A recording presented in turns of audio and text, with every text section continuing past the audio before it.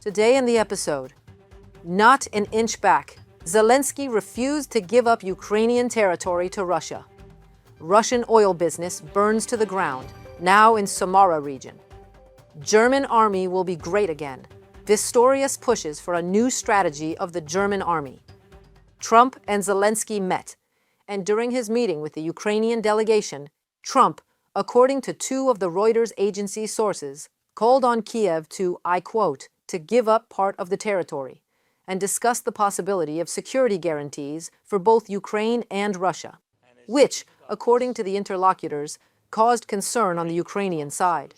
As Reuters notes that the ceasefire proposal came after Zelensky refused to make any territorial concessions to Moscow.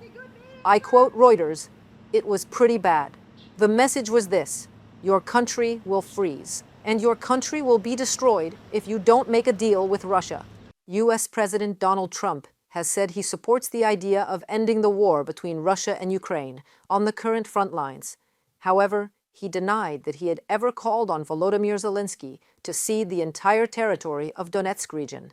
I met with President Zelensky, as you know, today, and we had a very good meeting, very cordial meeting. In my opinion, they should stop the war immediately. You go by the battle line wherever it is, otherwise it's too complicated. You'll never be able to figure it out.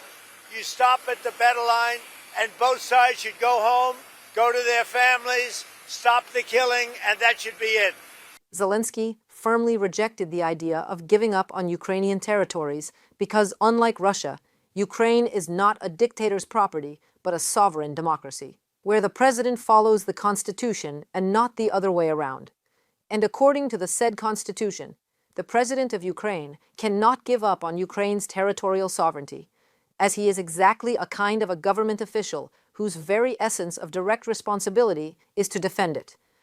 That said, Donald Trump stated that he intends to end Russia's war against Ukraine as soon as possible and is convinced that this is already quite close. And that is where Zelensky shares Trump's certainty.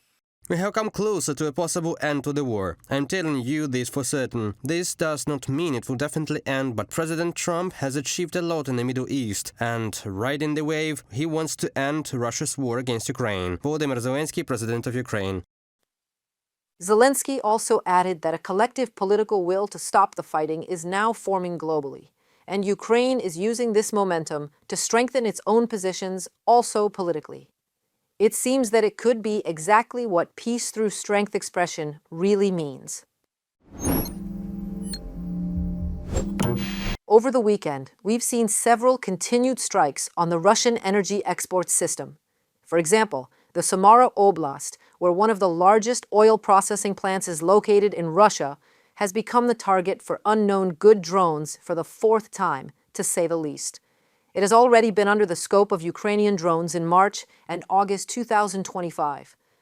A massive fire has broken out in Novokuybyshevsk, Samara Oblast, Russia. Local residents are reporting several powerful explosions and a plume of smoke visible for kilometers.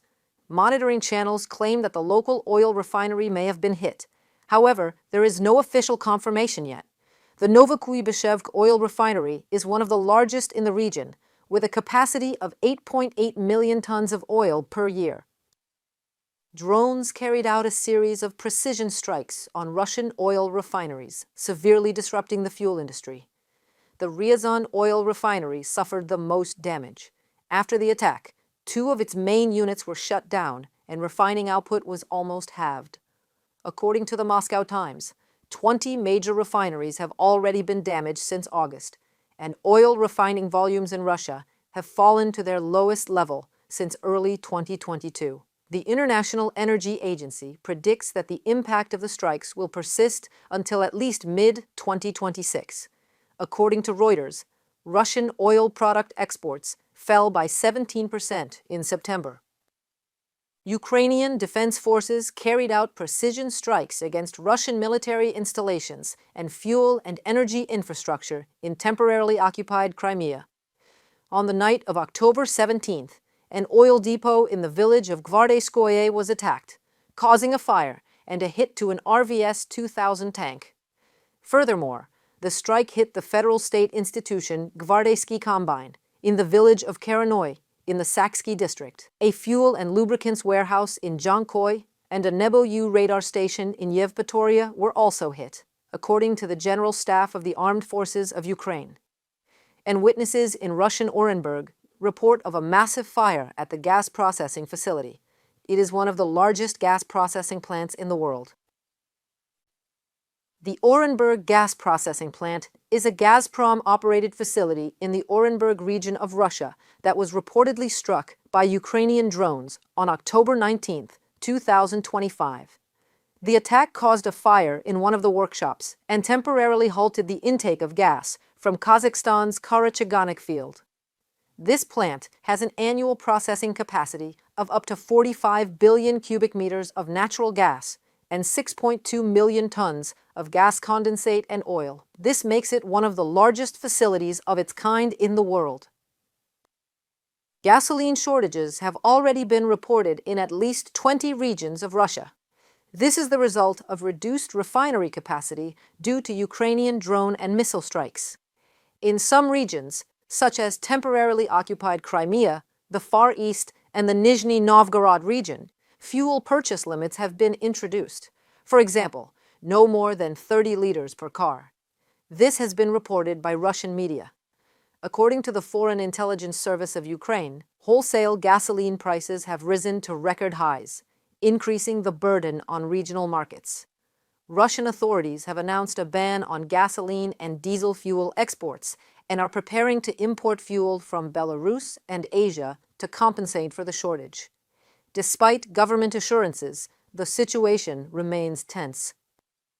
Russian state media have openly acknowledged that a growing gasoline shortage is beginning to affect most drivers across the country. According to a survey conducted by the online platform WebBankir, 74% of Russians have noticed a rise in fuel prices since August this year, while 90% expect prices to continue climbing. The findings were cited in a report by the Institute for the Study of War, ISW. More than half of respondents, 56%, described the price increase as significant, and nearly 19% said they had encountered empty gas stations. Over 40% of drivers have changed their driving habits to save fuel, while 38% have switched to cheaper, lower-grade gasoline. Fuel prices in Russia have risen by about 10% since the beginning of the year, marking the sharpest increase in the past 15 years. At the same time, Yuri Valko, head of the Russian Union of Car Services, said that some gas stations have started selling low-quality fuel. The Chinese automaker Geely Motors has blamed Russian petroleum products for a series of vehicle malfunctions, claiming that Russian gasoline contains more byproducts than the fuel their engines are designed for. According to the ISW, Ukraine's campaign targeting Russia's energy infrastructure has had a significant impact on the domestic fuel market, contributing to shortages and price volatility that are likely to drive inflation and broader macroeconomic instability. Germany's Defense Minister Boris Pistorius says the country must reintroduce military conscription for all young men, a move he believes would send a strong deterrent signal to Russia. Speaking in an interview with Bild am Sonntag, cited by Der Spiegel, Pistorius said that reinstating compulsory service and collecting data on all eligible men would be noticed in Moscow. If we again call up all men of the same age and register everyone fit for military service, that will also be observed in Russia. In other words, it's a deterrent factor, he stressed. Learn more on that in our report. In mid-2027, Germany will be able to organize a full-scale national conscription campaign, said German Defense Minister Boris Pistorius. The country has not conducted conscription for 14 years. The abolition of local draft offices, which followed the suspension of mobilization, was a serious mistake, Pistorius admitted. This system, he said, must be restored. If we again carry out the mobilization of all men of a certain age and collect data on everyone fit for military service, this will also be noticed in Russia. In other words, this too is a deterrent. I am confident that we can achieve this. Everyone in the Bundestag knows this is about Germany's security. Boris Pistorius, Federal Minister of Defense of Germany, in a comment to Bild am Sonntag.